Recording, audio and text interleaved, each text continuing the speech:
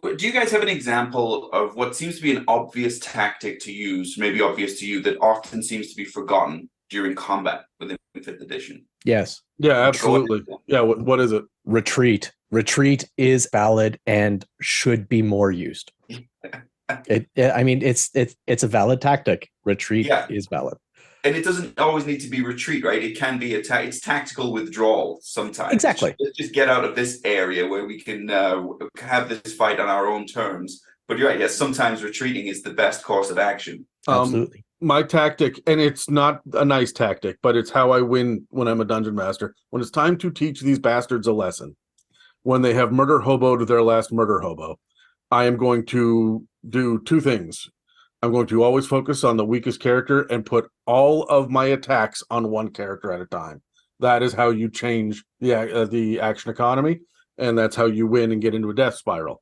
Also, just because they're unconscious doesn't mean I stop attacking them. I want their head separated from their shoulder. They have 3 death saves, and I'm going to burn through them before they get the opportunity to roll the first one. So that is how I make my big villains seem scarier and deadlier. Yeah, very fair. For me, I think it is remembering how you should be ending your turn, knowing that the enemy is going to go next, and where do you want to be positioned when you end your turn. For example, lots of times people will run into the dungeon room and then everybody will throw their attacks off, and then they will just stand there and hope that the enemy hits somebody else.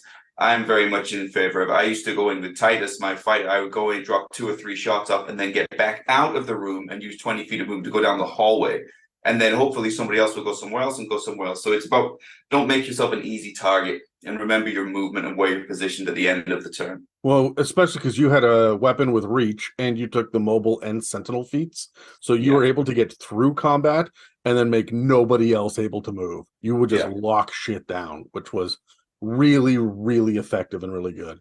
My favorite player that I have right now for ending their turn intelligently is Miaca, because she does not want to be in combat ever. She reluctantly steps close enough to shoot Eldritch Blast from 120 feet away and then hide in the nearest hut until it's her turn again. And then she will peek out a window, shoot, and hide again.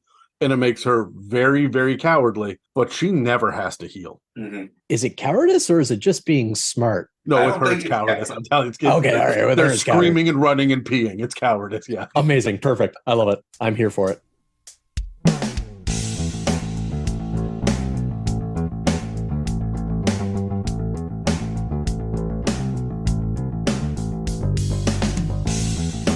Welcome to the It's a Mimic podcast, where you never know what you're going to get.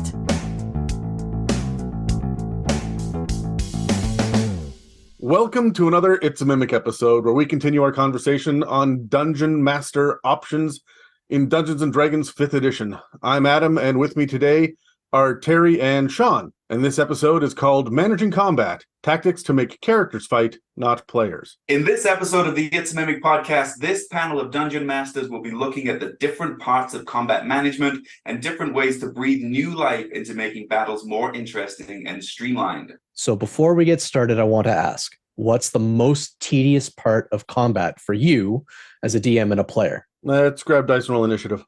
11? A natural 20. Oh, I got a 3.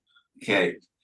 The most tedious part it could be initiative. Initiative can be drawn out. It's tedious. It slows things down. I don't think people do it very efficiently sometimes. And it can deflate the excitement that should be happening with a combat that's imminent. So initiative. I'm going to say that as a DM, it's keeping pacing. It's trying to keep the combat engaging, trying to keep people, working towards a common goal or not, whatever. But as a player, it's watching other people try and figure out what they're going to do next. And it's like, hey, guys, you had an entire round to be able to figure that out. It's now your turn. Maybe you should have thought of that. That would be fantastic. Because I want to get to my turn. Okay. To be absolutely fair, Dan is the master of fucking up the plan for the next person in initiative. Terry knows this. He has 100%. Yeah, well, Terry will say, okay, here's the plan. I'm going to go here. I'm going to tactically do this. And then, Megan storms forward to do the plan. And Dan's like, but I've got a spell. And he blasts it off and changes the entire battlefield. and teleports 3 people away, and then he fucks off down a chimney or something. And Terry is sitting there going, well, now what? Exactly. Right. Now my sneak attack won't work, Dan, because you fucked off. Like, you're supposed to be standing next to him. That's the whole point. And now you've left. So especially when we have had these conversations before initiative started, or like when it's somebody else's turn and Terry leans over and says, if you do this, I will do this. And Dan goes, okay. And then does the exact fucking opposite. He's not the only one that does that, but he is by far the most egregious.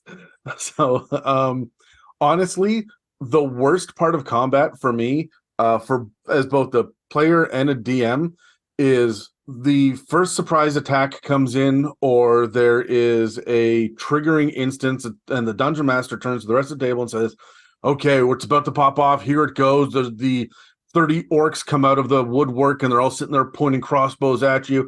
Roll initiative. And then we spend the next 3.5 minutes going, okay, so who has between a 10 and a 15 for?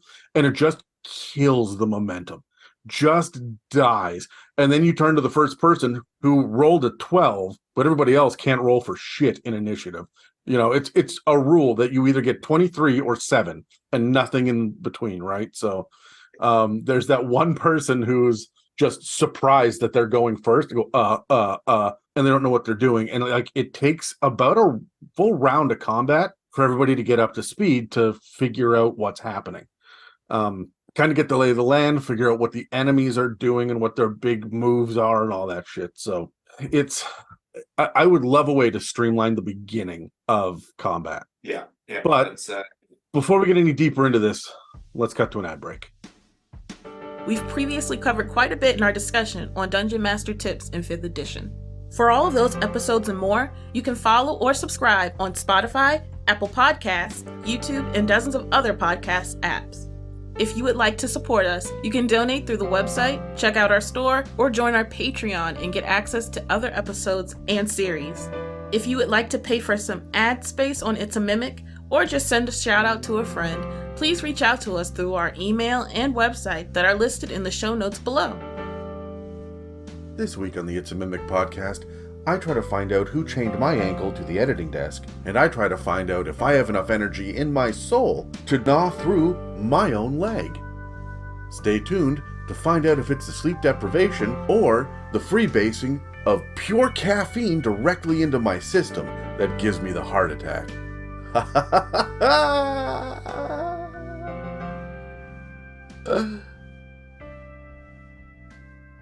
All right, so before we jump into our thoughts on initiative and combat and tactics and whatnot, let's introduce Sean to those of you who don't know him, because Sean, this is your first episode. Well, it's your second episode, first one on the public channel, because you did the Legend War for Spire, right? So yeah, that was a load of fun.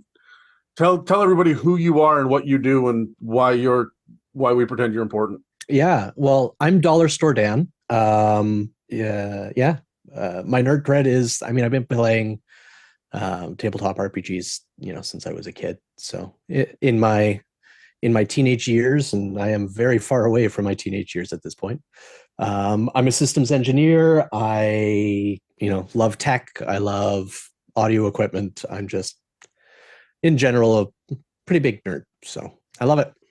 Out of everybody that I know, you are probably the most well-versed in science fiction, and you're definitely the upper echelon of fantasy. I am definitely, sci-fi is definitely my wheelhouse. Absolutely. Star Wars specifically. Now, everybody cringes a little bit at that, but there's some good Star Wars out there, y'all. There is. Also, you and I played together in 3.5 and 5th edition. You were a part of our Call of Cthulhu group on Friday nights, until that has gone on a temporary hiatus. And we've explored the idea of other role-playing games and board games and other things. Like, you may be a new voice to the podcast, but you are by no means new to this genre. So yeah, and I do a lot of investigation into other systems. Sorry. Like we took a look at Spire together. I'm currently taking a look at Lancer, Across 1,000 Dead Stars. What's the name of that system now? Oh, that's you just great. sent me links to Mork Borg. Oh yeah, which- Morkborg and Cyborg. Yeah, which I love Mork Borg. I've never played in it, but I have read the material about 7 times because it's fucking hilarious. And so welcome. I look Thank you. forward to getting into the nitty gritties of this because you are admittedly not a 5th ed guy. Admittedly not. No. So I'm glad that we're going to sit down and talk about these mechanics and how like combat works from a meta perspective, because a lot of people are only 5th ed. They came in 5th edition is most people's gateway into tabletop role-playing games. But there are so many more other options out there. And we keep like hinting at them, especially Call of Cthulhu. But like every once in a while, Vampire the Masquerade will come up, or Mork Borg, or something like that. And people are always surprised by it. Oh yeah, there's this over here doing that. Like, I would love to dig into Mutants and Masterminds, right? Like there are a bunch of really fun other games out there, and 5th edition is so simple that it can be easy to pick up for most people. But by the time you get into it, like Terry and I have, we're on year 4, 5, 6, 7. How many years have we been playing this? Like 2017, you and I started? You and I together, yeah, it was like summer 2017 or something. I mean, I started playing 5th edition myself when it came out, like 2012. I think I started like 2013. So it still feels like it is the most recent edition, but it feels newer in the D&D universe as a whole. But really, it's not. It's like 10 years now. So yeah, it's been going by. Yeah, and we're about to get a new edition, right? And I'm curious to see, it's supposed to be backwards compatible, quote unquote, whatever that means. And they keep dropping little hints about how they're reworking monster stat blocks or player or character creation. But apparently the basic framework of the rule sets are going to be essentially the same, which means the initiative that we're used to is the initiative we get. The action, bonus action, reaction is what we get, right? And that's not changing, which is unfortunate because, in my opinion, they're pretty flawed. I'm not a big Pathfinder guy, but the way that Pathfinder handles initiative and a turn is amazing. You get 3 actions, you do whatever the fuck you want with them, right? Is that more recent to Pathfinder 2, or is that's 2nd edition. The Pathfinder 1st edition was very much 3.5. Which holy shit. Everybody sit down. If we thought initiative was slow in 5th edition, just trying to figure out how to shove somebody or bull rush someone, or fuck, you'd have 10 books out, and it'd be John and I played 3.5 together. We played in the campaign. Dan and Dave were in that way back. And this is when we didn't play Dungeons and Dragons. We quote unquote played Dungeons and Dragons. We got our character sheets out. We grabbed pencils. We grabbed dice, and we stood out in the rain and smoked for 4 hours as we argued about what would happen next. Oh, absolutely. And we would all be bringing different books with very, very like similar rulings on specific mechanics. Like this one says 4, but this one says of. So what do you think that means? And then that would spark an argument between 7 guys standing in the rain. But this book is newer. It's correct. Yeah. Right. Anyway, let's jump into what 5th edition has to offer first, shall we? So yeah, I think Terry, you got the first bit. I'm going first. Yeah. So the first point of discussion is going to be initiative and surprise. I think it's important to cover this. This is the type of thing where once you start playing 5th edition, you just presume that you've got it down. I know how initiative works. I know how surprise works. But often people make mistakes here and they overlook something. So very simply, how does initiative work? Well, in Dungeons & Dragons, initiative determines the order in which the characters and creatures take their turns in combat. Here's a concise explanation of how that works. So first of all, you roll initiative. At the start of combat, each player and enemy participating in the combat rolls their d20 and they add their initiative modifier. And the result is their initiative score. The order of turns is determined by the highest score first. So the characters and creatures take their turns in descending order of their initiative scores, with the highest score going first and the lowest score going last. When it comes to taking actions on a character's turn, they can take various actions. That might be attacking, casting a spell. You can move, you can use items, and the order of turn continues until the combat encounter ends. The purpose of initiative is to help create a dynamic and unpredictable flow of combat in D&D, as it determines who acts when and can significantly impact the outcome of battles based on which order that we go.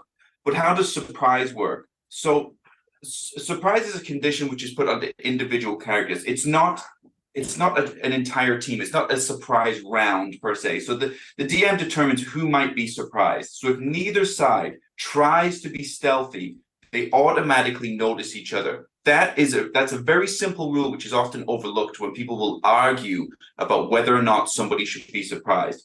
If neither side tries to be stealthy, they automatically notice each other. So otherwise, the DM compares the dexterity stealth checks of anyone hiding with the passive perception score of each creature in the opposing side. Any character or monster that does not notice a threat is surprised at the start of the encounter. What does that mean? If you're surprised, you cannot move or take an action on your first turn of the combat, and you cannot take a reaction until that turn ends. And a member of the group can be surprised even if the other members aren't. So you might have one player character who is surprised and everybody else is not surprised. So there's just a couple really quick things to point out. One is there's the alert feat, which means that you can't be surprised. And two is that you're still able to take bonus actions, apparently. Interesting. That's the reactions, apparently, which I suppose makes sense because if something... No, it says you can't take a reaction until the turn ends. So, like... Oh, right, okay. Yeah, you only get the ability to do a bonus action, which means that for, like... a lot of bonus actions are predicated on you doing something else as well, right? Like, if you do this, then you can use a bonus action. So, really, rogues are good. They can dash, disengage, or hide. And everybody else, like a barbarian, I guess, could rage on their turn, but that's about it, right? So in previous editions, there were surprise rounds, right? Where if you were able to be stealthy enough, you just get off a round of attacks and movements, and you just get your side, your team just goes first. And everybody else has to sit there and wait through it, and then everybody gets shuffled into initiative at the appropriate place. Also, there was such a thing as a surprise condition. This one specifically in 5th edition makes a point of it not being a condition like exhausted or prone or anything like that, because there's no mechanic that hits you like incapacitated or something just because you're surprised. You're still alert. You can still see everything. You can still, in theory, communicate and do whatever you need to do, but you're just very limited because they're going faster than you are for the first bit. It takes you a while to get up to speed. That's the basic idea here. I've got a real issue with the idea of the stealthy character, right? If neither side tries to be stealthy, there are some monsters, okay, DMs immediately understand the rogue has to tell you they are stealthing. They are being a stealthy character. Just because they are a rogue does not mean they are automatically tiptoeing and sneaking. If they turn to you and say, yeah, but I always do, that's not good enough. However, when I look at a monster stat block, I look for two things that immediately give me the idea that they are going to be coming from a surprise position. One is false appearance, which means a mimic is always going to try to get a surprise round. If it can camouflage into the background, then that is their go-to ambush tactic. Therefore, unless circumstances like in your own unique scenario change and they're caught out in the open, they should be coming from an advantageous point right from the get-go. And the other thing is, if they have a huge positive modifier to stealth specifically, if stealth is listed in the skills, that means that it gets a bonus to it, right? That means that this character is designed to be stealthy, and it usually comes with perception. And that, to me, means they are a hunter. They are on the ambush tactic route. So 9 times out of 10, they're going to be laying in wait. Again, not always, and not as often as false appearance, but usually. So these are where I start looking for it. I kind of want to unpack that for half a second. When you say perception, do you mean active perception or passive perception? When they have a bonus on the stat block, so your monster or your NPC, it lists skills, and a lot of times it'll say like history +1 and survival +3 or whatever, right? Because their regular modifiers aren't that high, especially when you get into the other epic like creatures one where they start to get a +16 to things, right? If I see stealth and perception or just stealth listed there, they are a sneaky character that's going to ambush. So every character in a stat block has passive perception. Mhm. So I don't count that. I'm looking for whether or not perception exists as a listed skill specifically that got a boost by the game designers for this specific stat block. If that's the case, then chances are they're going to be sneaking. Again, not always. I mean, you could have the leader of the Assassin's Guild walking around the marketplace in broad daylight. They're not sneaking, even though they're the leader of an Assassin's Guild. But it gives me the idea that their go-to default position is going to be, I am going to be stealthy. I'm going to try to get the drop on someone. The same way that your Gloomstalker rogue should always be thinking about, I'm sticking to the shadows, right? So they're not always going to. They'll go to the marketplace sometimes, but their default should be, and they should make an effort to point out to you that they're doing it. So I've got a couple of questions. Do you guys disagree with what I just said? Like, I kind of went off on a tangent there, but... Not entirely. I will say that I think it may also be dependent on the person who is detecting the stealth as well.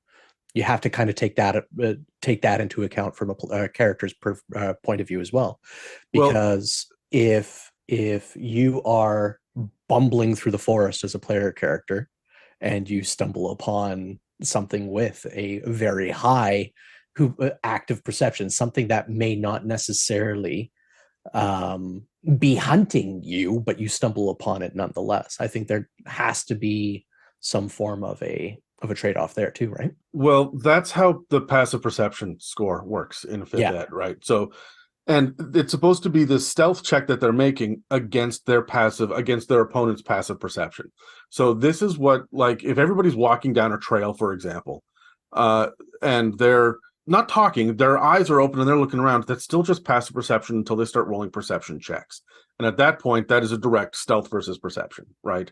Or their stealth or false appearance or whatever it is versus investigation. And now we have active rolls going on, and that's very straightforward and very simple. And we don't usually pop off initiative based on that. It happens sometimes, but it's usually sneaking in against the passive perception, which is why fucking rogues are such a pain in the ass, because they just, rangers and monks as well, they've all just boosted that passive perception like crazy. And when I think about the surprise that has to happen, if both sides are being equally sneaky and also listening, it's whoever's the stealthiest, right? You're going to have multiple people that are all sitting there with multiple passive perceptions. Not everybody's going to be listening all of the time for everything. I look at the overland movement rules. If you are on guard, you move more slowly. You move at half your rate because you are actively looking for things. If your players are moving at the standard 30 feet per round through the dungeon corridors, they're not actively looking. Therefore, here comes the stealth. That's fair. Yeah, that's fair. Yeah, absolutely. So, let's grab dice. I have some questions. Okay. 6. 7. 15. There we go. Yeah. All right. I will be talking Everything is to myself. There we go. So, how do you feel? First of all, let's talk about initiative for a second. How do you feel about the fact that initiative is rolled as opposed to the mechanic like in Call of Cthulhu? For those that don't know, in Call of Cthulhu, your dexterity determines where you land in initiative. Your dexterity score does not change. Shit can happen to you and it can go up and down, but that's it. If you have a gun in your hand and all you need to do is get a shot off, then you get a plus 50 to your initiative, right? So it's wild. Keeping in mind that all the scores are percentile based, right? So everybody's dexterity is between 45 and 85, right? But you can have this plus 50 because you got a gun pulled. But when you sit down at the table, you know roughly where you're going to be in initiative. When you design your character to only have 45 dexterity, you're going last in initiative. You can pretty much guarantee that. I really, really like the idea of rolling and keeping things random and mixing it up, but man, did that streamline initiative and keep things trucking along with Call of Cthulhu. We had a big table of 6 people. 6 very opinionated, argumentative people. And I loved it. Every part of it was phenomenal. However, had we been dealing with D&D initiative, that would have just crawled. And we were playing, 7:30 to 10:30. So 3 hours every other week for a while there. And like, we were barely getting shit accomplished in the first place. And especially with people avoiding combat as much as possible, except for clearly Dave, who I think was on his 4th character by the time that we stopped playing. So, Dave was just ready to roll. He's like, all right, let's do this. Let's go. Dave's characters are always like kind of ready for a good scrap. Like just the type of, I think he had like a mechanic stuff, and I know this is not like someone who would automatically be fighting, but it's like more likely to pull out a wrench and hit you with it than say a librarian, like at any time. Or he had like a hunter, I think, at one point. he had a couple of hunters, and at least one of them was a pugilist, if I remember correctly. So Yeah. Okay. I really like the streamlining of initiative, and making it so that, like, one of the best things about 5th edition compared to other systems when it comes to initiative is you're not re-rolling initiative every round. Some systems do that, and it's fucking wild. You want to talk about slowing a game down? Holy shit. My turn? Okay, Yeah, so Sean, what the do you slowing got? the initiative, the round part. Is it me next? No, Sean, you went Sorry, last with a Sean. 6. Okay. I'm excited. I come at this from a bit of a different point of view. I've played in systems that have been on one end of the spectrum and the complete opposite end of the spectrum, and it really comes down to what the system is trying to enshrine as its central thesis, right? Whether or not it's coming at combat, initiative systems specifically in combat as it relates to being tactical versus whether or not you're trying to tell a story as a group. For instance, I played in a system back in the day called Alpha Omega.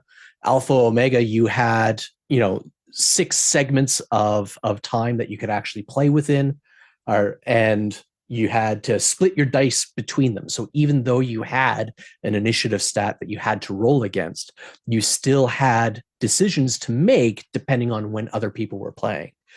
Or Shadowrun, where you can have multiple, similar to Shadowrun, where you would have multiple turns within a round, depending on how high you rolled with your initiative there. To the opposite end of the spectrum, I'm thinking games like Lancer, where it's really, not Lancer, that would be Spire, actually, where it would be more GM discretion. It would be more, well, what do you guys think? Who should be going first in this, right? It kind of cuts a lot of the surprise variable out of it as well. About 4 years ago, I got a message from a listener that was like, hey, come check out my homebrew campaign. We're streaming it. We put it up on YouTube. Mm-hmm. And I watched about 4 episodes of it. But the thing that brought me back over and over again was fascinated by the fact that they had pooled initiative. So everyone would roll initiative. The DM would tally it all up and say, okay, you guys ended up, the 4 of you ended up with an initiative roll of 67. Everybody pull out the points that you want to use to determine what order you're going to go in. And then I'll tell you where the monsters slot in after that. And that's cool. That is really neat. You guys are in more control of who's going to go when and pairing up and trying to get, some synergy going. But fuck, it took 8 minutes for them to negotiate that.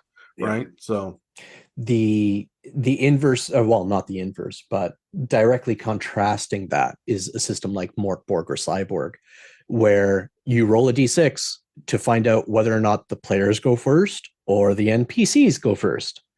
And after that, it's pretty much fluid if you want it to be. So I love that system. Free for all. It is such a free for all, and I love it. It makes it more of a storytelling experience. And yeah, it also fits the themes of chaos that Morkborg really embrace, right? So yes. Whereas something like Call of Cthulhu, with their initiative structure, it's rigid. But Call of Cthulhu is rigid, and it's not supposed to be about combat. And you are supposed to be following the rules and doing the next step and investigating, solving the mystery. So that initiative feels very, very natural for that kind of gameplay, those themes that it's covering. It's interesting because Dungeons and Dragons, especially 5th edition, are combat focused. We don't give a shit about exploration or role playing. Not by the mechanics, right? The mechanics themselves, when you look at the character features that they get at the different classes as they level up, when you look at the majority of the shit they get from their backgrounds, shit they get from their the races or species, as we're going to call them moving forward, or like even the most of the feats, it's got a combat mechanic attached to it. That is what we show up for, even though Critical Role has made it popular for people to spend an entire session sitting in a bar, right? So it's interesting how combat heavy the rule set is for 5th ed, considering how we don't really get a whole lot of combat rules. Is that dependent on the table then? What do you mean? Is the we only care about combat sentiment because of the style that the people around the table are specifically around your table versus, say, Matt Mercer's table, where they're trying to tell more of a story? No, my players love role playing. They would spend all day role playing if they could, but every time that they level, they get nothing for role playing. As a matter of fact, the role playing subclass that exists, the Purple Dragon Knight, is largely considered to be the shittiest class out there, or subclass out there, because you can't fucking do anything in combat. You are just a base fighter with nothing else. Interesting. Right? So your level progression sucks outside of ASIs and regular fighter nonsense. So it is clearly a game design decision that they have made it so that the majority of the mechanics that exist, whenever we get something new, it directly impacts combat.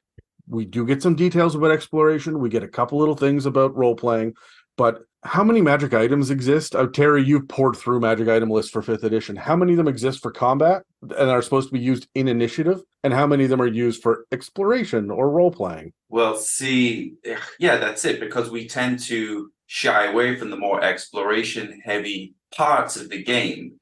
Like the Ranger, for example, is more exploration heavy class, right? And so we shy away from it. I agree with what Sean is saying in that, is it dependent on the table?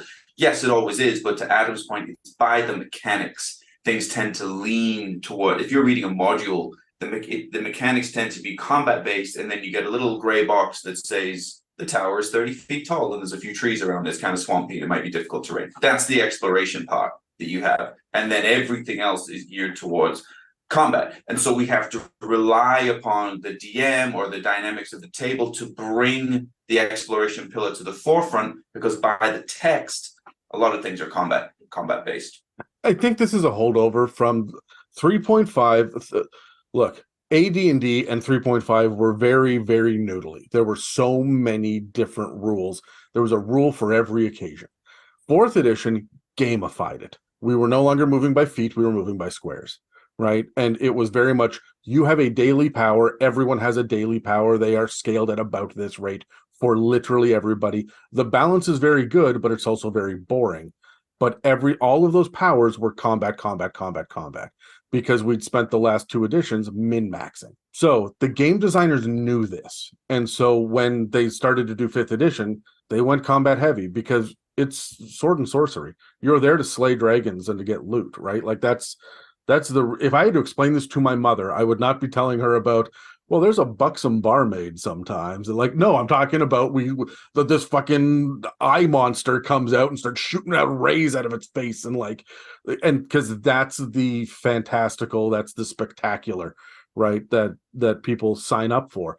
As much as everyone's here for a good old fashioned dick joke, they're really here for the combat, right? And that's why people show up, because there's a definitive win state. We beat these monsters.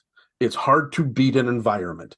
It's hard to beat a role-playing scenario. You don't have the same sort of catharsis that comes from that as you do lopping the goblin's head off, right? And I think the game designers knew that. This is what 5th edition brings to the table. That's what they want. Sean is sitting here narrowing his eyes at me like, that's not true. And I'm like, it's not true for everybody, but it's true for most people. They show up because they want to slay dragons. Sean looks like he's been trying to hold in disgust for at least 3 minutes. Look, the grimace on my face. It's Dungeons and Dragons. It's not rock slides and role playing, right? It's very clearly geared towards adventure. They want us to be fighting cave trolls under Moria. That's what people want to. Well, they want to fight Balrogs and do Helm's Deep, right? Okay, I'm going to jump in and give my 10 cents on initiative here. Yeah. Because I think we probably have to move on. We'll be here all day. So how do I feel about the fact that initiative roles as opposed to the mechanics in Call of Cthulhu? That was the question, right? Or other games. The most important thing for me when it comes to initiative is we must set the excitement of the combat to come, and then we have to try and maintain it. The initiative that we use within D&D is exciting because we don't know where we're going to land in the initiative. We don't know what that means for how we'll contribute to the combat or our survivability in that case, but it slows it down. So we run the risk of losing that excitement that we're trying to build, as opposed to a system like in Call of Cthulhu where the initiative order is set. You reduce excitement in the sense that you always know where you're going to go. And if you're always going last, you're probably going to be least excited for the combat anyway, or just worrying that you're going to die. And we lose the excitement, but we gain the pacing, right? We increase the pace and we can get to the combat very quickly, so we can keep excitement there. So there's a balancing act to be had. And while D&D is exciting based on the order that you'll go in, it slows the combat down right from the start, and we lose that excitement with it. One of the things that I've noticed to keep the excitement up, just really quickly, because you mentioned pacing, Dan, who is the most experienced dungeon master that I know these days, have you guys seen him DM? It is fucking frantic. He is running through 2 people's turns at the same time while getting 3 more people ready to go right now. And by the way, here comes the fucking goblins, and he just throws 7 dice at the table and says, okay, well, the green one was the first one and the blue one was the third one, and so they hit, but nobody else does. They're all going to run forward, and it's chaos. It's hectic. It's managed. He does it. It's very exciting, but the players are just, if you don't know what the fuck you're talking about, if you're a new player, it's overwhelming how fast it hits. So I know that there are some DMs that just like to really hit that intensity right off the bat. However, that makes tracking shit really hard, right? When somebody gets hex put on them, or this person's going to be incapacitated for 2 rounds, or how many key points has the monk used, right? Like, tracking this shit becomes complicated and you miss stuff. How do you feel about the fact that initiative is static in 5th edition? People rarely move up and down the list in initiative the way that they do in most other systems. I'm okay with it because it's one less thing to manage, but it does make the combat, I don't want to say boring, but predictable by the time you hit about round 3. So it's a trade-off. I would be, if there were more things, more monsters that could drop someone in initiative, I would be very interested in that. I like that a lot. We're playing a game with wands and wizards and multi-dimensional beings and insanity at all times. So it really is very, very it's me that everybody can only move once in 6 seconds. Yeah, there has to be some rules, right? Right. And I get that, but if initiative is based on dexterity, ostensibly based on dexterity, why is it that a low dex character and a high dex character are polar opposites when it comes to initiative?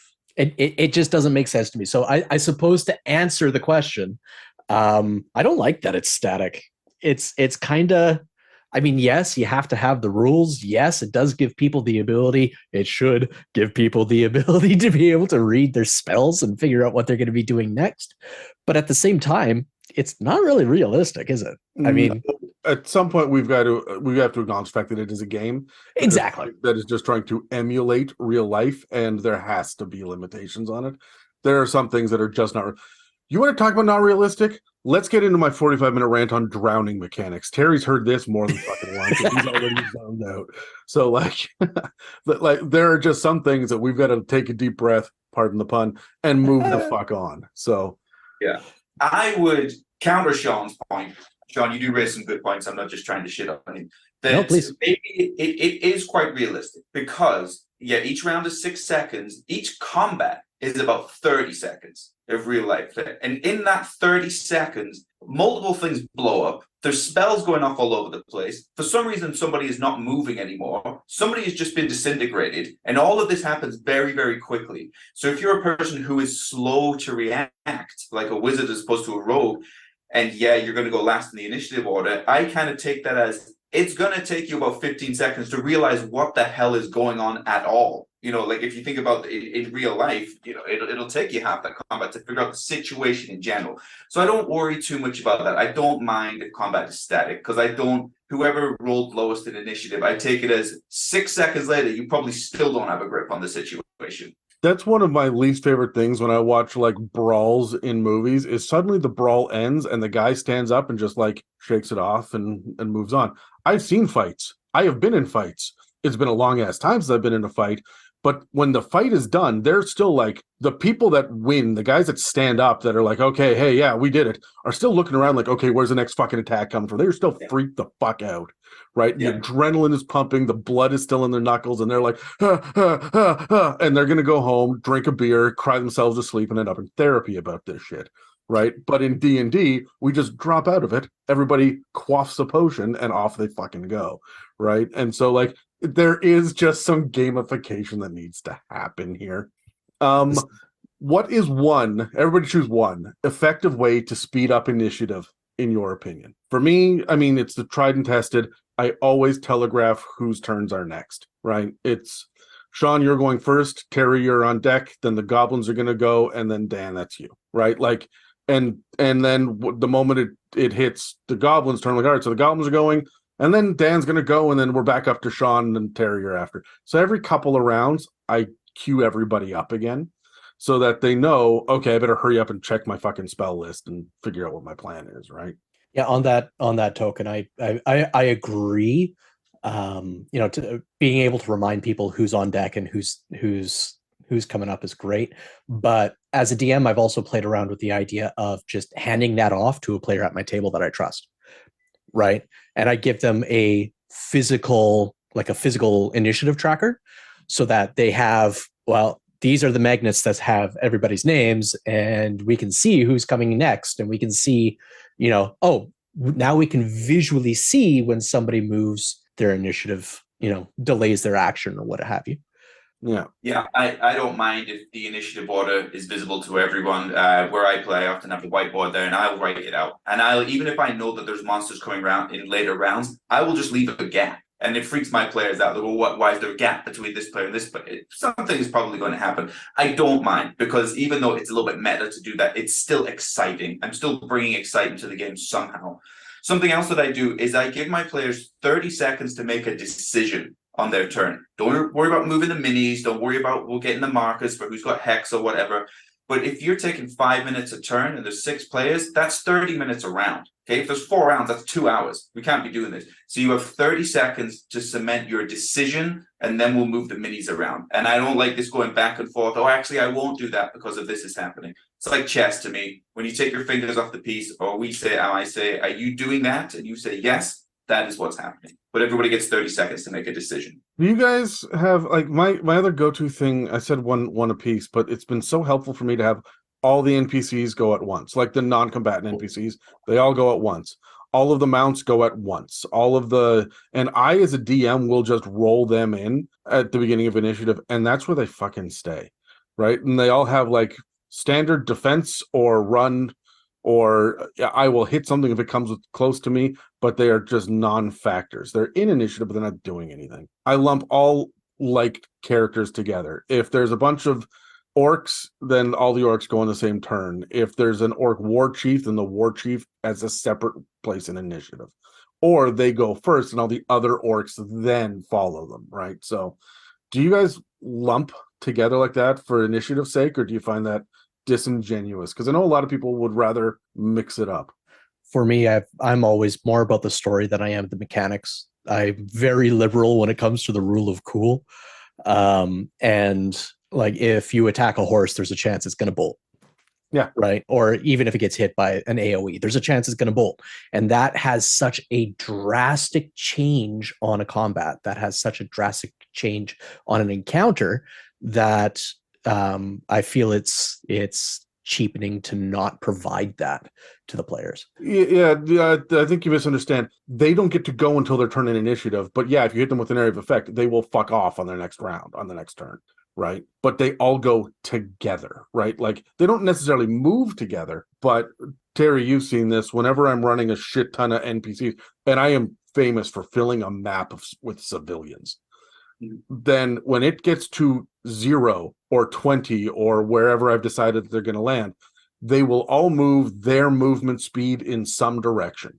And the ones that are going to end up in combat, I will just roll 6 d20s all at once to say that one hit, that one hit, that one missed, that one hit, that one hit, right? And then poof, there we go, and we're done. I want everything else that is not a direct combatant or is not a set piece creature. So like 12 goblins, no single goblin is important there. They're all just goblins, right? On my initiative tracker, they would be goblin 1, 2, 3, right? Like they don't have names. They don't have names until you kill all of them and capture one. That one gets a fucking name, right? But until then, they're environment and they move like lair actions do for me. They go on this initiative and then we're fucking done, and it should take less time than a player's turn. Yeah, agreed. That's how I do it as well. Pets, usually I'll just let them go on the player's turn. Yeah. But mostly the same as you. They all go at once. They're not the heroes of the story. They're not important. They don't even know what they're doing anyway. So I'll just move, I'll move them all at the same time and then put the focus back on the player characters. Or the villain, or the beholder. The beholder gets a full fucking like spectacle of a turn, right? But 7 goblins in the corner don't. That's not what we're here for today. Those guys are fodder. And everybody knows it. I move them collectively, take their actions collectively, but move them all at the same time, put them all in position. They may be flanking you now, and then they all make their attacks at the same time, because that's how they would operate. They don't operate as individuals. They would, if they're combatants, mobs like that, they're operating as a team. Yeah. How do we feel about the surprise mechanic? I don't hate it. I find it confusing for players to learn it the first couple of times, but once they get a handle on the fact that we got surprised, I can't do much this round, that's fine. Whatever, it is what it is. Yeah, it's. I think just keep it simple. And that one line I repeated was, if you are not trying to be stealthy, then you both sides notice each other. It's on an individual basis, so it's not team, so it's not round based. Just keep it simple. The more you try and change that rule, it's going to make it more complex. Yeah, I agree. And if they're not being stealthy, they're not being stealthy. Nobody's going to think about it afterwards, right? Yeah, fair enough. So let's jump in real quick to talk about reactions, because this is something that I find most people understand except when they absolutely fucking don't. So your turn that you get is made up of movement. So you get to move up to your speed, you get you get your action, and then you might get a bonus action. I always play that you get an interaction as well. So you can open a door or draw a weapon or stow a weapon. You can do one interaction as part of your movement standard, right? But I will also let you talk for a full 6 seconds to get a bunch of information out if it's necessary, on top of everything else. Or as we run by, I'm going to knock the candle over and see if it can start a fire. Sure, man. That takes literally nothing for you to do. Go ahead. But the moment you've got to put time, effort, energy, you got to open the latch, you've got to pull the drawstring, you got to do something. No, that's it. You've done too much already. Like, you got to burn an action on that, right? So, but everybody also has a reaction, and a reaction is an instant response to a trigger of some kind. And here's the part that people forget, which can occur on your turn or on someone else's, which means if someone if you move and you don't disengage and they get an opportunity attack on you, it is your turn. You can get shield up. That is a reaction to cast that to give yourself a +5 to AC. Am I wrong in remembering that rules as written, it consumes your bonus action? Yeah, no, that's not correct. Oh, no, that's the way I've always played it. So, huzzah. How dare you, Sean? You've ruined hours of fun for everybody. How dare you get it wrong? That's it for you. So the idea here is that when you take a reaction, you can't take another one until the start of your next turn. If the reaction interrupts another creature's turn, that creature can continue its turn right after the reaction. So this is pretty standard. It's just a part of, but people forget they can do it in the middle of their turn. And that is so important. Yeah. So now all of a sudden, Hellish Rebuke, somebody takes an opportunity attack against you because you're moving on your turn. You can use your reaction for Hellish Rebuke on your turn. If you have a spell that goes off and requires a reaction like shield to go off, that does not impact your action spell casting the way that a bonus action sometimes does, right? So understanding that your reaction can be during your turn might just change how wizards are. Every wizard disengages because they don't want to get hit. No, man, I got shield and I haven't used my reaction yet. I'm just going to disengage so I can get my full movement away and get hit because +5 to AC, right? I will absolutely do that 100 times more often than most people that I see thinking that they've got to use a reaction on someone else's turn. And the confusion comes from legendary actions, and I'll get into that in a minute. I do want to mention really quickly that reactions are something that have always existed in a lot of other games as well. They don't always call it a reaction. As a matter of fact, in 3.5, they just had attacks of opportunity, right? Call of Cthulhu's got some really interesting rules about it. One of my favorite things about it is if you are being attacked at range, someone is shooting at you, you can dive for cover as a reaction. And this is, you can move up to your entire regular movement speed as a response to the attack, then you dive behind protective cover. But if you do, it uses up your reaction and your next turn to get back up on your feet. It is a mad dash scramble. So this is you winding yourself. You land hard on your stomach, right? Except for some spells with longer casting times, there isn't anything in 5th edition that takes multiple turns to pull off. And that feels really weird. When you say that out loud, that feels like there fucking should be something, right? Like a charge up mechanic of some sort. When I look at what we have for monsters, specifically legendary creatures, have a whole lot more options when it comes to the actions that they can do on their turn. And I don't just mean multi-attack, because multi-attack is, for a monster, is different than extra attack for a player, and but most players get extra attack. I mean, fuck you rogues, but like everybody else gets, every other marshal gets an extra attack. For legendary creatures, they get 4 special things. They get legendary actions, which we have waxed on and on and on about repeatedly. Legendary actions, really, really simple. You get essentially 3 points, and with these 3 points, you get you can spend 1, 2, or 3 at the end of another creature's turn. This is where the confusion comes in with reactions. Legendary actions have to be after another creature's turn, not in the middle of, not as a reaction to, and not on your turn. You can't even do it at the end of your turn. It has to be at the end of someone else's. And then most of the legendary creatures have a list of different things they can do. 1, 2, or 3 actions is how much it costs. You get 3 per turn. It regenerates, at the top of initiative again. Some of them recently have been getting mythic actions. We see this with the Great Worms and Fizzbands, and we've seen it more and more in recent releases, where if you die, if the creature dies and then comes back because they have their final form, whatever it is, they now get more actions they can do, but it still costs legendary actions to get them off. So it's just like taking your 3 legendary actions and now you have 5 to choose from. That's it. You also get lair actions. It says in the monster manual that they are inherently magical in nature, but I fucking hate that, because like a lair action should have, like, if you're on a conveyor belt and there's like a something swinging back and forth, a typical kind of trap there, on initiative count 15 this thing is going to swing again.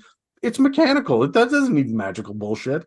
There should just be environmental shit going off, and I regularly do that just to make things interesting.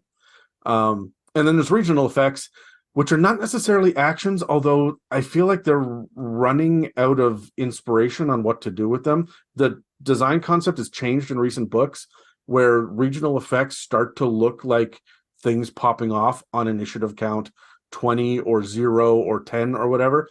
Originally, it was just like, there's more plant life and beetles that are red are around. And now it's like ice walls sporadically appear, or there was I think the blue dragon has dust devils, which are air elementals that can move 50 feet that are scouring the area looking for people. That's a regional effect. That really feels like that should be in fucking initiative. Mm-hmm. Right? So when we are looking at reactions and how legendary creatures and stuff work, we start to think that initiative is a little bit more malleable than it initially looks like according to the player's handbook, which is movement, action, bonus action, reaction, hard stop. Let's grab dice. Let's talk about it for a minute. So let's roll initiative. 4. 3. 8. Sean, you're going first. Huzzah! Okay. How do you feel about the reactions mechanic in 5th edition being able to even be used on your own turn? I don't mind it. I would go as far, however, to say that there aren't enough reactions and that there are certain reactions that aren't included on stat blocks that maybe should be.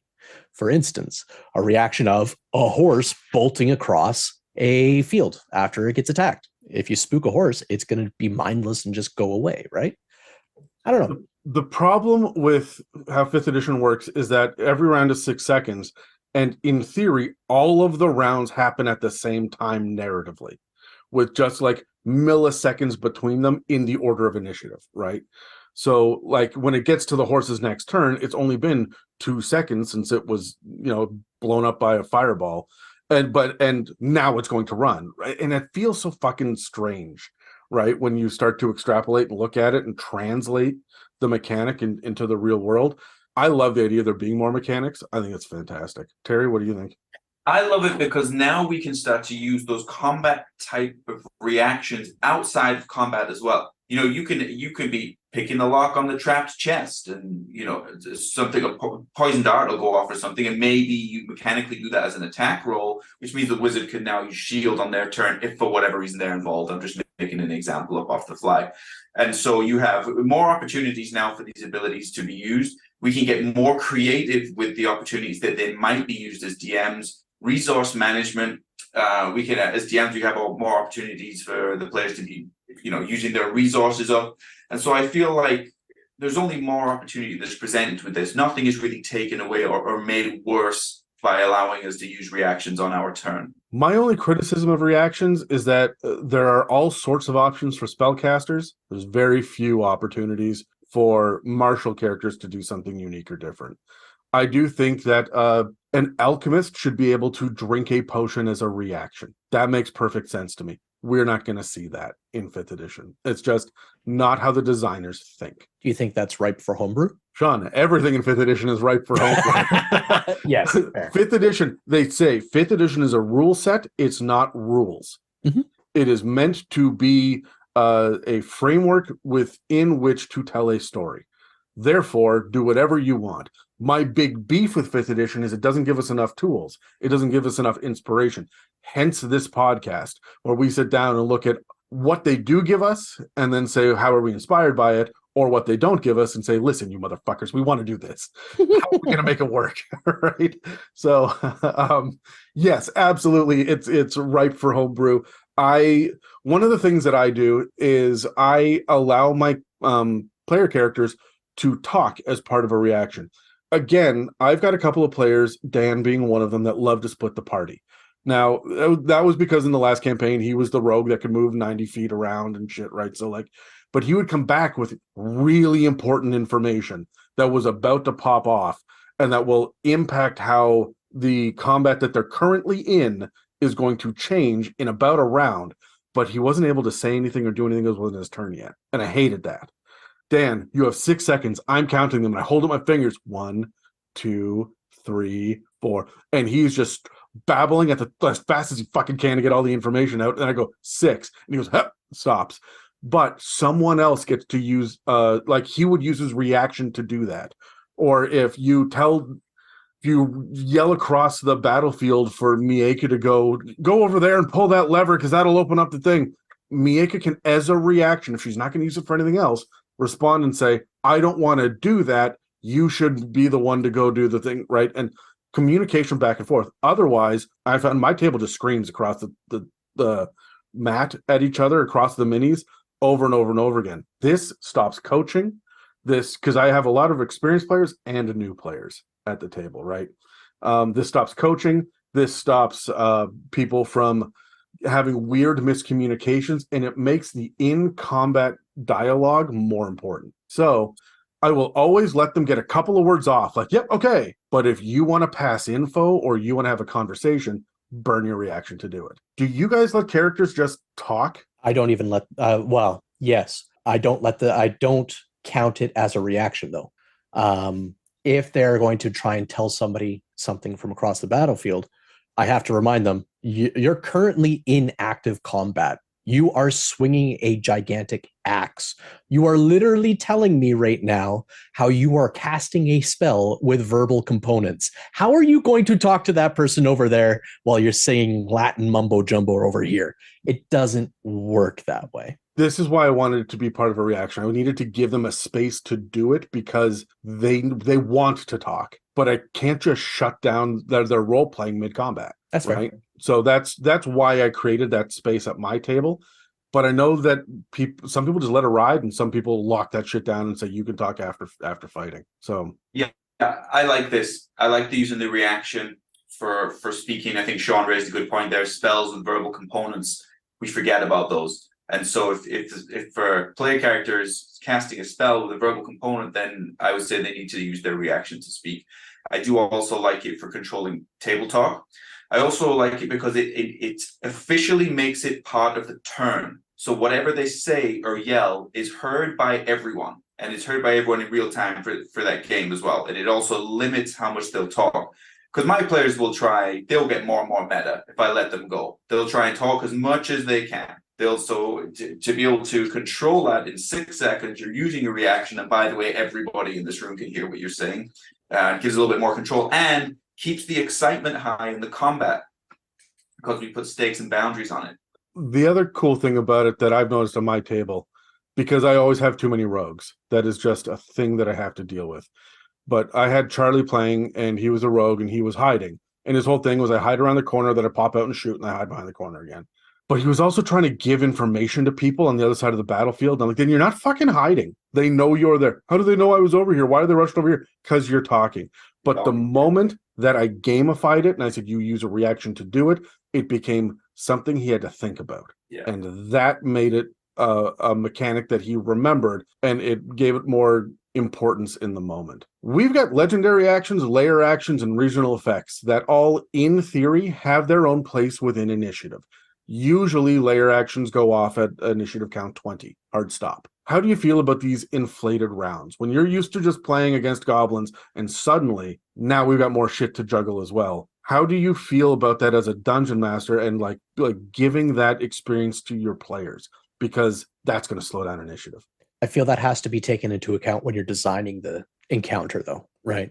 When you are sitting down and thinking about how this encounter is going to play out, you should probably be cognizant of, the action economy, and bear in mind that if you've got 20 goblins all rolling, I mean, you could do the Dan trick and roll them all at once, but even so, you still have to resolve actions for 20 different characters on top of all of the layer actions, on top of all the legendary actions. Where do you as a DM decide to draw that line? Where do you draw that line of, I'm just going to ignore the layer actions because this is taking too long. For a pacing perspective, I need to get this moving, so I'm going to ignore them. Honestly, the layer actions are really non-specific about how much of the layer.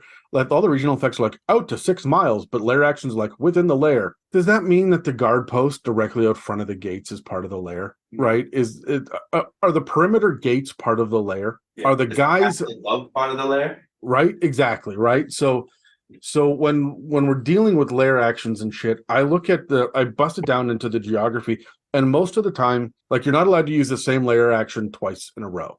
They list 3 or more sometimes layer actions, but the idea is that you can't pop off the same thing. You can't just spam it every single round. It's gotta have something that breaks it up a little bit. So I'm always looking at my encounter going, what's the fucking useless one I don't want to use? And that's going to be in the main area where everybody's fighting, because it's not going to really impact initiative that much. If I want there to be ice walls that are going up in the White Dragon's lair, and that's cool. In the middle of combat, a wall of ice appears and separates the party. That's really neat. I'm going to do that every other round, and it's just going to happen. Poof, here it is. I'm not going to make anybody roll. I'm not going to make anybody save. I'm just going to be like, here's the layer action. It has changed the environment. I love the environment layer actions. The moment like 1d4 Sturges shows up, oh, fuck, how long is this combat? Yeah, that's a great point. It's like, what are you doing with the layer actions? Are you introducing more creatures where the combat is going to take much longer? Or are you just manipulating the terrain a little bit for more of an environmental thing? And I enjoy those layer actions, and I have them pop in all the time. For me, it's like the stairs at Hogwarts, right? That's a layer action. Stuff keeps changing environmentally. Okay, maybe you can say regional effect because we have this blurred line with it now. But layer actions happens on initiative count 20 every turn. So for me, that's constantly within the layer all the time. When you're there, stuff is changing. The visibility is changing. The walls are moving. And so I don't mind them going off constantly as long as they're easy to manage. Like, it's environmental stuff that we can move around. It's not slowing down the combat by, just adding more creatures.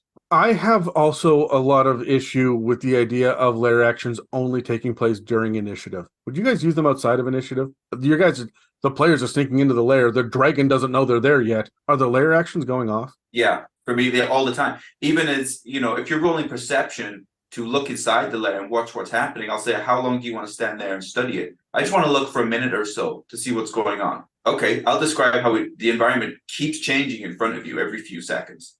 I agree. I think it depends on the scenario. If the layer action is being described as something that is environmental, then yes, like it's something that should be able to happen outside of combat, outside of the initiative order. But if it's something that happens specifically as an attack or something that happens specifically targeting the players, perhaps we try and keep that inside. I don't know. I feel as if there's a time and place for both. Right. And it's what do you want to achieve with it, right? Don't just have stuff going off all the time if it's going to make the game less enjoyable because we just have to work around this now. But if it's adding to the excitement, then sure, it's there for you to use. It's a mechanic to use. In my head, it's the difference between a layer action being a dust storm and magical darkness, right? Magical darkness could be targeted on a player during a battle, whereas a dust storm is something that happens naturally in the environment. Right.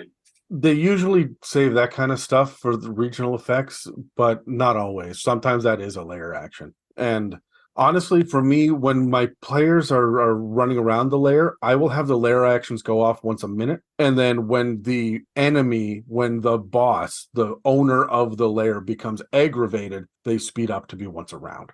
Right. And that's how I balance that. Otherwise, take the ice walls, for example, because that's one of the ones for the white dragon. Holy shit. At 10 times in a minute, ice walls are popping up. There'd be nothing left. This would just be a full iceberg. We've run out of room for more walls. Right. It's fair. So, do you guys ever telegraph that a creature has legendary actions? Do you ever let the players know ahead of time? Oh, because I've seen, I'm specifically thinking of the Marilith. The Marilith is the 6-armed snake woman demon who is super fast. She has, I think it's 7 reactions, 1 for each scimitar and a tail, so that she can parry.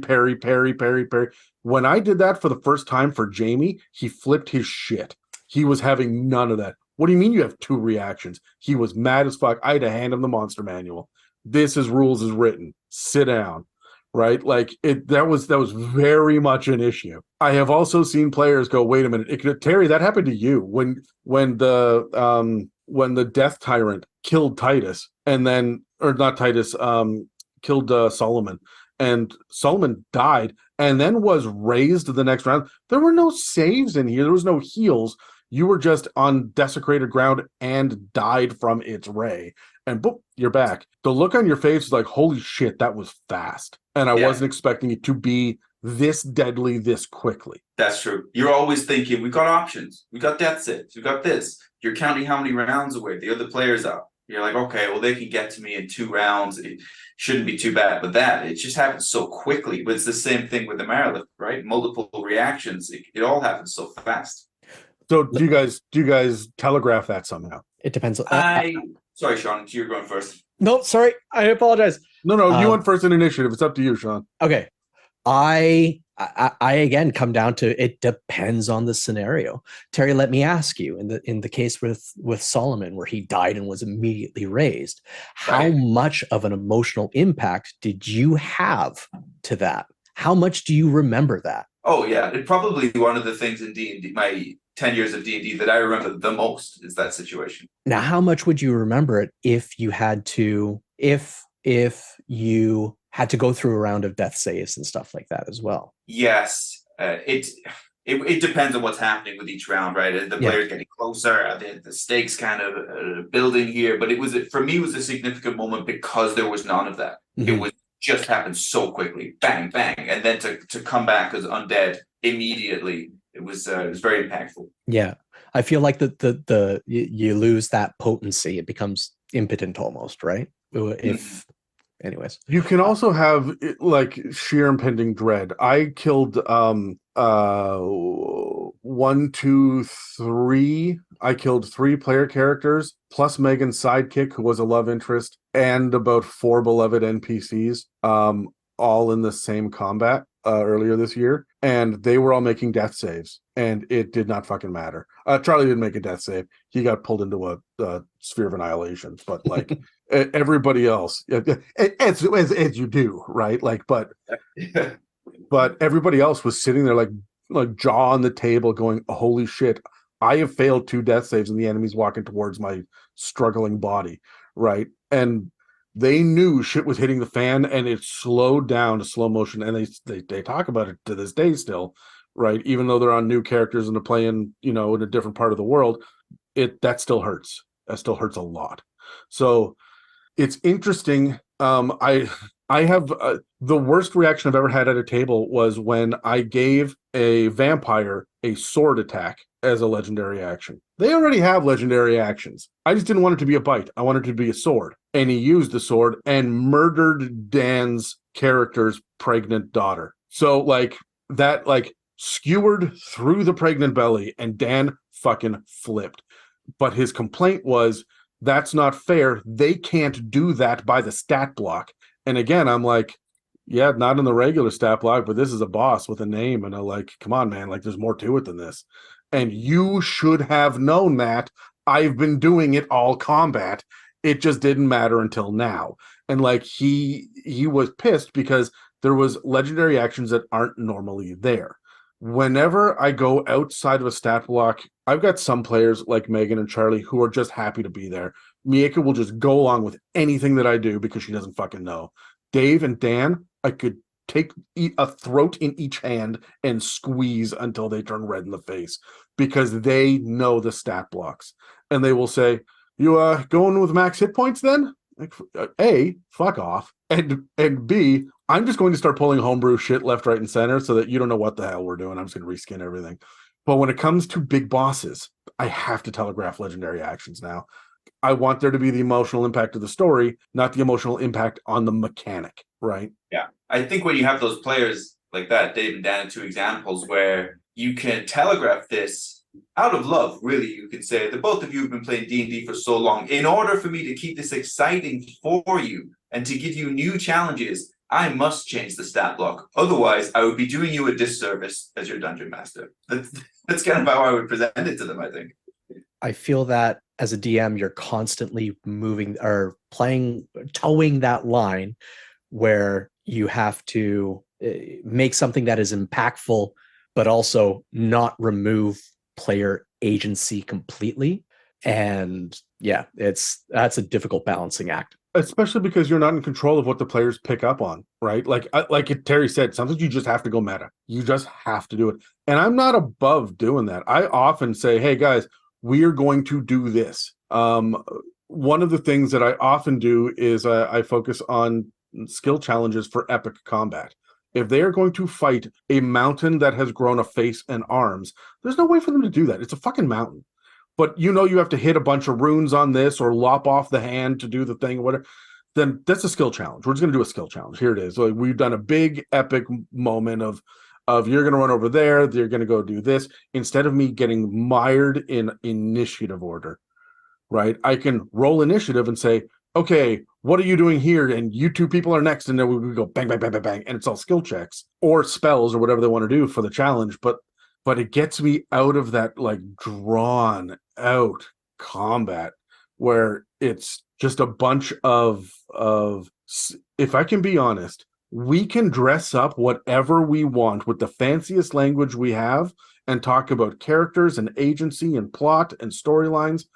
Ultimately, at the end of the day, we are just choosing which multi-sided piece of plastic, throwing it down and determining whether or not yes or no. And that's the outcome. And we need to find more interesting ways of addressing these multi-sided pieces of plastic, right?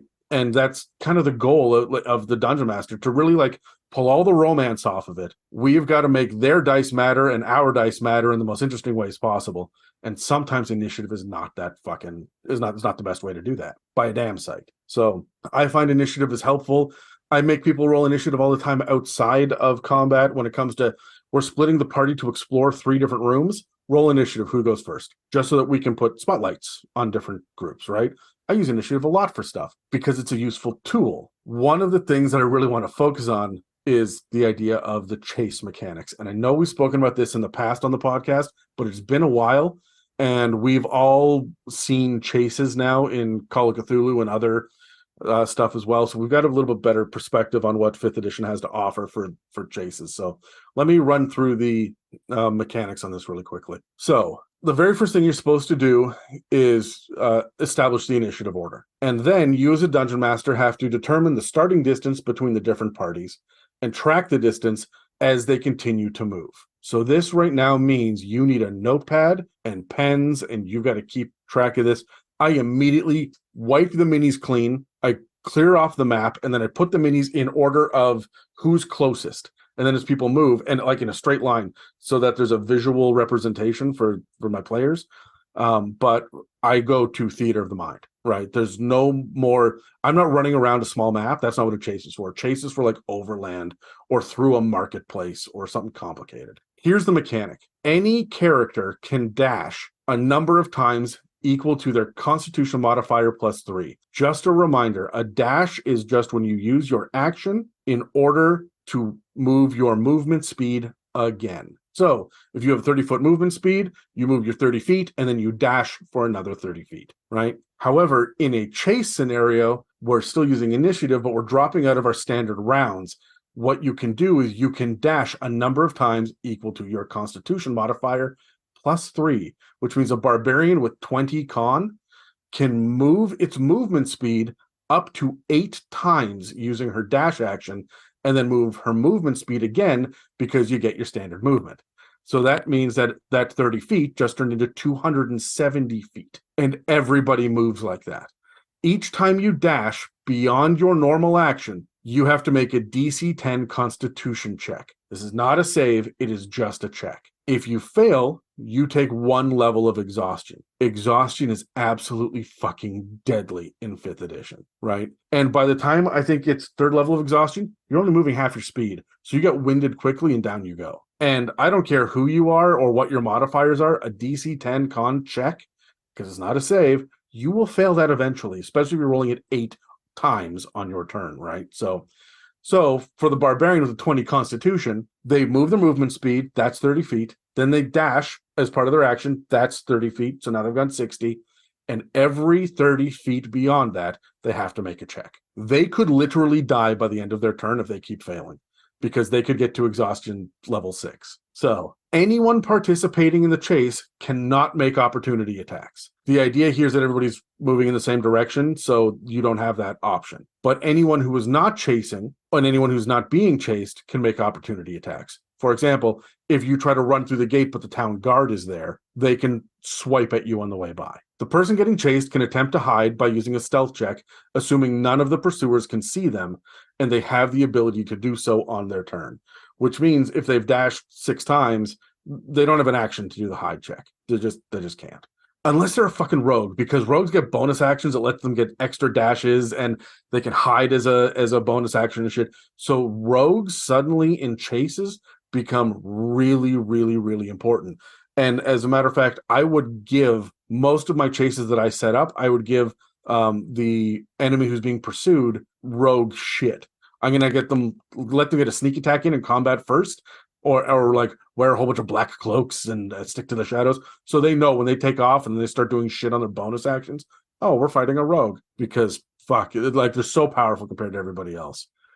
When it comes to the hide check, it's up against the pursuer's passive perception. It doesn't matter if they're looking around. You roll a stealth against anybody who has passive perception who is trying to hunt you, but you got to be out of their sight. So you turn a corner into a marketplace and you dive under a table. They turn the corner, they can't see you. You've done a stealth move, and their passive perception is not enough to get you. They will just keep running by you. They don't stop to look. The chase isn't over. They just fuck off. Bam, down they go. There are no rules about investigation checks to find them afterwards.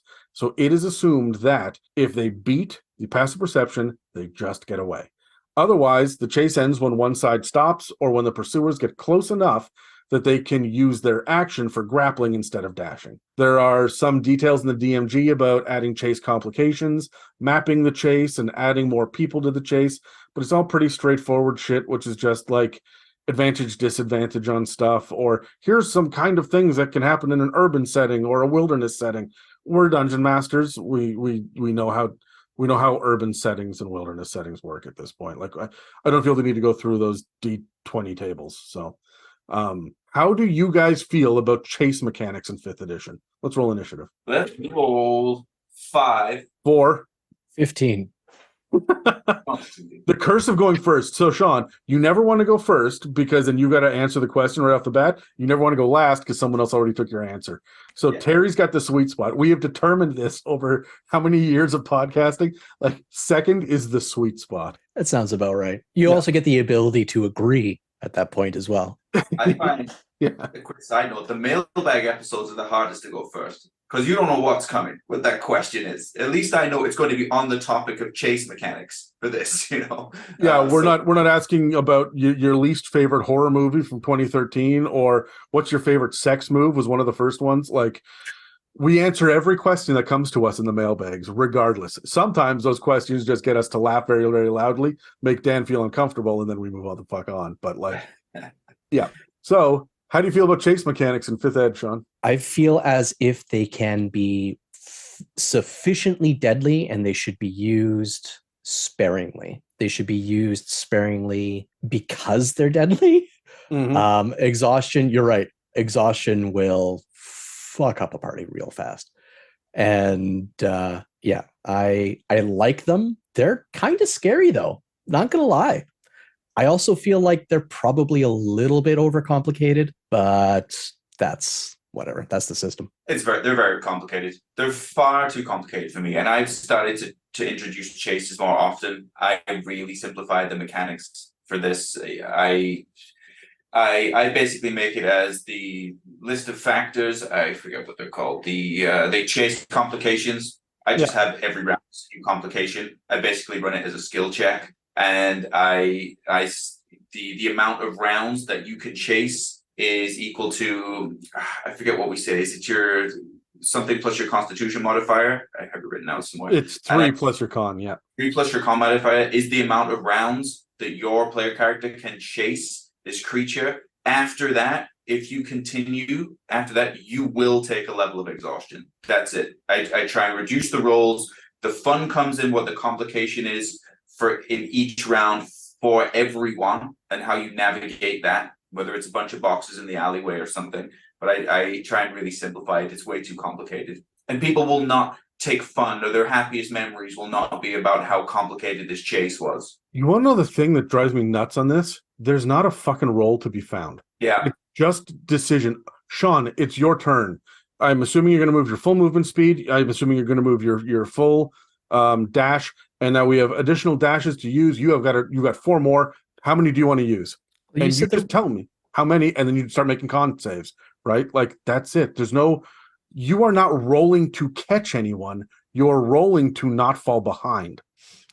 See, I do it as everybody, the enemy as well. So the chase complication. Okay, round 1, you're going through the alleyway. There's a bunch of boxes. The enemy's going to roll to see how they navigate those. You also roll to see how you navigate those. If the enemy fails and you succeed, you move 1 space closer. And if you see, fail, 1 back. That's exactly how I do it too, is I start to think about it like it's in spaces. And that's why I line all the minis up and I show how close you're getting, right? Because you have passed this complication or this obstacle or this hurdle, whatever we're going to call it today. You've passed this one and it slowed them down. So they dropped back one and you moved forward one.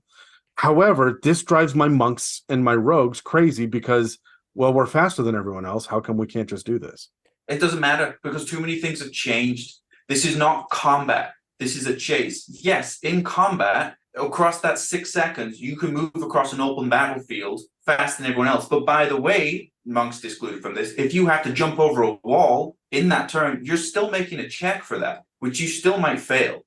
So when the conditions are perfect, yes, you're faster. But in this situation, everybody's dealing with the same shit. And how quick you are in this chase depends on how well you navigate the obstacles that are in front of you. If you are a monk, you're more likely to successfully navigate a dexterity-based challenge. The other thing we should point out, though, is that you can always drop out of a chase. Yeah. Right. I see no problem with the person you're chasing. Like if your player characters are chasing some NPC and they're starting to get winded, they go, screw this, I'm going to stop and fight. And they see the player characters barreling down on them. So they stand their ground and they brace themselves ready for the fight. Yeah. Right. I think that's a fantastic, like very cinematic kind of thing. Right. One of the rules that they have is what happens when the chase reverses directions as well. And I think of Han Solo chasing the stormtrooper, and then he like gets into the room full of stormtroopers, and it just turns around, they run the other way. And like and it talks about rolling these other characters into initiative as well. And like there are some more noodly rules about this, and the DMG spends more time on chases than I thought it was going to, considering I will just use a skill challenge 9 times out of 10 for this. Yeah. Right. That's essentially what we're trying to do anyway, so that we're rolling dice, we're accomplishing things. But also when the ranger stops halfway through the chase and says, fuck it, I've got 120-foot range on my bow, I'm going to shoot this guy in the shoulder, right? Or the wizard says, you know what, I can't keep pace anymore, I've got 2 levels of exhaustion, I'm just going to mold earth and create a wall in front of them, right? Yeah. Like, why are we chasing? Why did we do this in the first place, right? Yeah. And so I very rarely do this, and I usually do it for marketplaces, rooftops, and overland travel. I find this to be far more useful when we are moving hexes on an overland grid, right? Yeah. So this is where we start to get advantage or disadvantage on real complications. The complication that pops up is not, oh, they knocked a couple boxes down. No, they cut the rope bridge behind them. This is going to make you drop back a day, right? I find the chase mechanics work a lot better in that regard. But no, I much prefer using a skill challenge. How do you guys feel about skill challenges as a replacement for chases and epic combat and shit like that? It makes it simpler. Honestly, the less time that I have to be looking in a book and saying, okay, well, this one thing that happens maybe once a year of playtime, like, yeah, let's just eschew it. Let's just say something else. Like, here, yes, you run this far, go. Yeah. And when you simplify it in the way that we're talking about here, you're more likely to include chases in your campaign because it's easy. It's easy for everybody to pick up. And because it's not just about you as the DM understanding the rules, that the whole table has to get to grips with it very quickly. So if we can simplify it, it's much better. Adam, I just want to point out, because I didn't earlier, I love that idea of the chase going the other direction. I need to include that. I've got to have it where, because you may think you're doing great, that you caught right up to them, but if you burst through the room and there's another 12 of them, you have to go the other way. All of a sudden, the person who was losing the chase technically is in a better position now. They're further away. So I like that. Sean said at the beginning that not enough people retreat. I honestly believe that they're going to bust into the room and go, oh shit, there's 12 of them. I'm going to shoot that one with a magic missile. Like, no, motherfucker, run. Like, it has to be such overwhelming odds. When Star Wars first came out, that stormtrooper ran into a room with 7 other stormtroopers in there, and Han Solo turned around, screamed, and ran away. When they did the digital remastering in the late 90s, they added 40 more behind those 7. So they like just CGI'd in just so many fucking stormtroopers. It was no longer, oh wow, and it became just like a laugh out loud moment in the theater. So in fairness, Han could totally take 8 stormtroopers. Well, it's because his superpower is luck, right? That is Harrison Ford's superpower in literally every movie he's in, is just am I lucky enough today? And the answer is always yes, and I'm here for it. So delicious plot armor.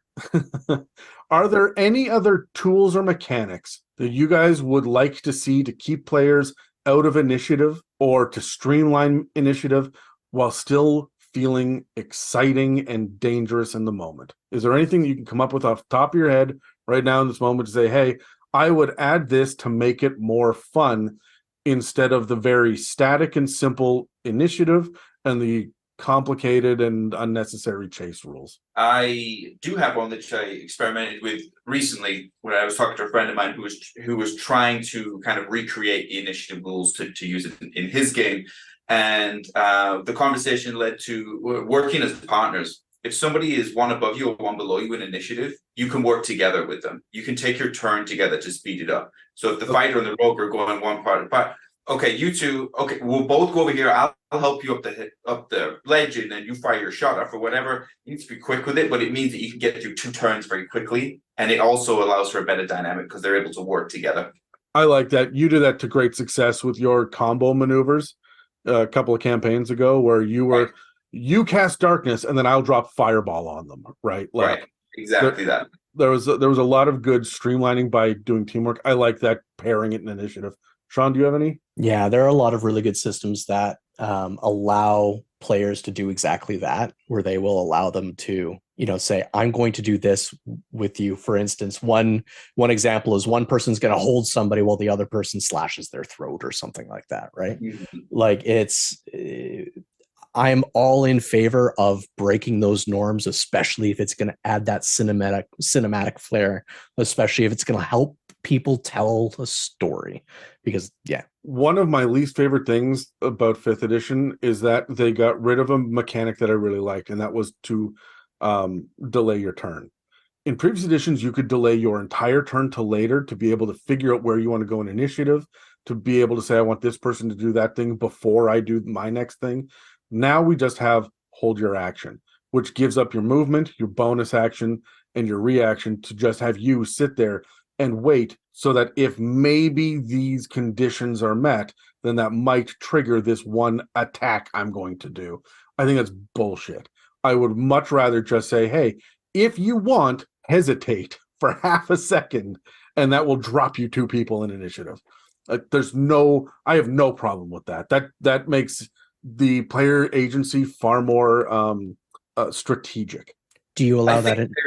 Perhaps if there's a cost to that, because I don't like the idea of, because then there's no point in initiative if we can just reorder our turn. So maybe if there's a cost, like you need to use your reaction for that, like, okay, you can move your turn, but it costs you your reaction because your focus is waiting for this thing to happen. You're not looking at everything else around you. You're waiting for this moment before you can do what you want to do. So it costs you your reaction, but you can change the order of initiative. Or even like it imposes disadvantages on saves until the top of the next turn or something, right?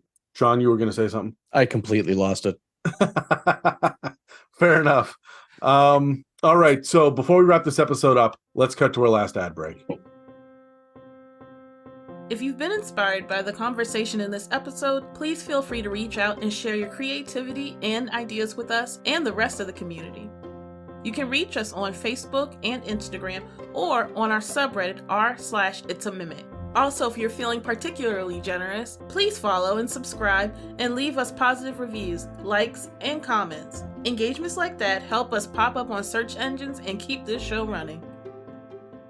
So, do you guys have anything else we want to say before we wrap up this discussion on combat management? I got some, but I'm curious to see. Do you guys have anything before I launch into my final rant? I would say just keep it simple is the main point that I've tried to put across here. What's most important with the things that we covered today, one of the things that's most important is to keep the excitement up. And we can bog it down and reduce the excitement when we overcomplicate it because we're trying to get it technically or mechanically correct. Like you said about the chases, if you can turn that into a simplified skill challenge and still make it exciting, that's going to be better. So keep it simple as best you can. Yeah, I agree with that. I also feel like the more you can do to strip away the complications, the more the story in and of itself is going to shine. And the more you're going to be put into those situations as a DM where you're going to make those rule of cool decisions where, yeah, sure, delay your initiative, go nuts. My last thought on this is I'm gonna look back to 4th edition for something. I'm not sure I love this, but I think it's important to bring it up and include it in the conversation. Terry, you probably are not familiar with the idea of action points, but I know Sean is. So for those of you listening who don't know what an action point is, action points are essentially the opportunity to gain an additional standard action once per encounter. Now, that's a lot of 4th edition jargon, but encounters are essentially just one combat, right? You can get an additional action. This is very, very similar to the action surge from the fighter. And it's like they took action points and they gave it to the fighter, but for the fighter, it recharges on a long rest. For action points, everybody gets one. They start off with one, and it only recharges once you hit a milestone. You know how we tend to give out inspiration and we've delayed experience to be milestone based? It would be like once per level, you can just choose in this moment, I am a hero, I will get an extra action or even an extra turn if you wanted to push that narrative a bit. The rules are that it would have to take place during your turn. So you can only spend an action point during your turn, never during a surprise round or someone else's turn. You get an extra action. This was how it was. Everything was called an action. There was a standard action, a move action, a minor action. That's how 4th ed was.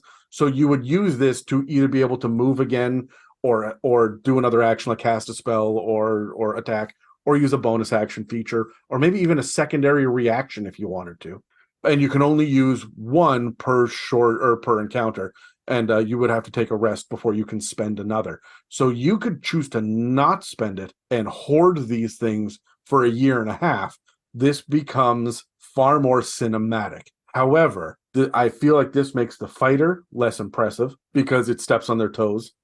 And I feel like this means that your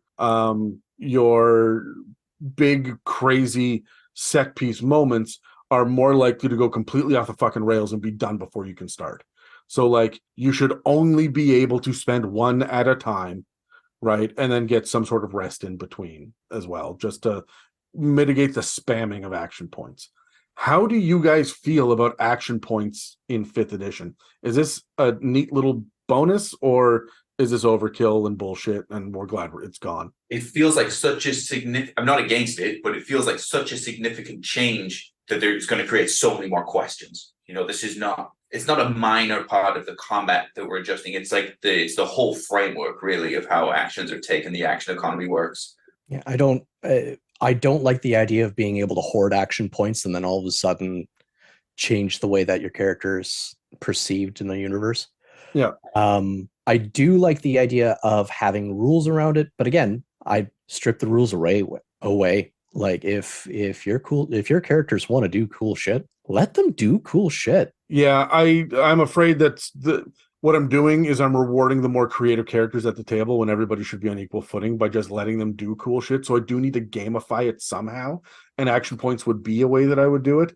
I would never let them carry it over to the next level. You get one. If you don't use it by the time you hit the next milestone, it's gone. Here, you get a brand new one, right? And that means that everybody gets one for every 4 to 6 sessions, right? And it's going to encourage my 4 to 6 players to use them. Well, I see one pop off, or all of them will go at once, and they'll be like, okay, thank God, right? Maybe they'll save it for that big right before the milestone encounter, right? And then everyone gets to go. But me as a DM, I know as I'm prepping that, I'm like, hey, 4 of my 6 players have not used it yet. I can use max hit points on this guy because he's going to get fucked up, right? Like, I know that they're going to use the opportunity to totally wreck my plans here. So I will just have a squad of enemies in the guard room that does not exist on the map until I put it on the map because they use their action points, right? Like, at that point, though, you're right. It's adding more complication, and I'm not sure that it's necessary, but I know that it should be a part of the conversation. And some tables, especially if you only have 1, 2, or 3 players, that can really make a big difference. Anyway, that's all for this part of our discussion on combat and initiative in D&D 5th edition. Make sure that you subscribe or follow and check back regularly to see what inspirations and insights we'll have for you in the future. Thank you for listening to another episode of the It's a Mimic podcast. If you'd like to support us, we have a donate button on our website, www.itsamimic.com, a store with some It's a Mimic merch, and a Patreon. This episode and others can also be found on Spotify, Apple Podcasts, YouTube, and most other podcast apps. Thanks again for listening to It's a Mimic, where you never know what you're going to get. This has been an It's a Mimic production. Please check the show notes for this episode to see links, time codes, and credits. And don't forget to reach out and share your own inspirations.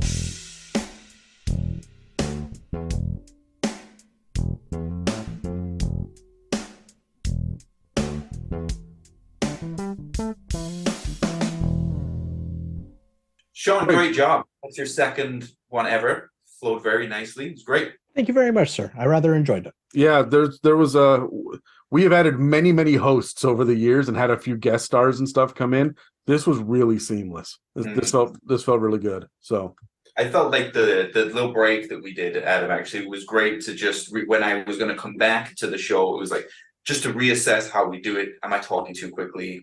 How can I make it more concise? And all of those things. So it was actually good to have a few weeks off. I'm really trying. I gotta save this and get it all done, but just Terry, really quickly, I'm trying so hard to record as much as possible so that like in fits and starts so that we can have breaks, right? And let people recharge and go away and chill out. And there will be people, I think, over the next year that will decide that they don't want to do this anymore. And so I'm trying to like get them now for all the shit so that we don't get overloaded on the later half of 2024, right? So I feel so much better after that break. Frustrated about scheduling, blood pressure fucking through the roof. And thank you both for stepping up, because this time yesterday I was beating my head against the keyboard. But I sensed that. But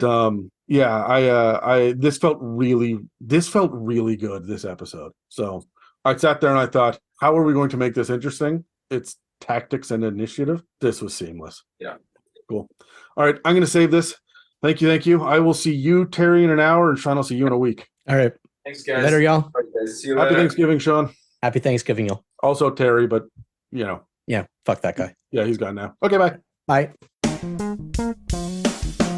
Do you think that there is anything missing from the 5th edition feat system? This may be specific feats or prerequisites. Do you think there's anything missing? Did I copy paste this in from a feats episode? I think you may have. Yes, you did. And then because we have feats later, just said it without thinking. Yep.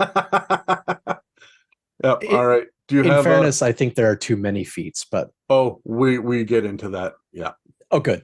We're doing feats 5 immediately after this. So Have fun. I have yes, difficulty with 2 feet.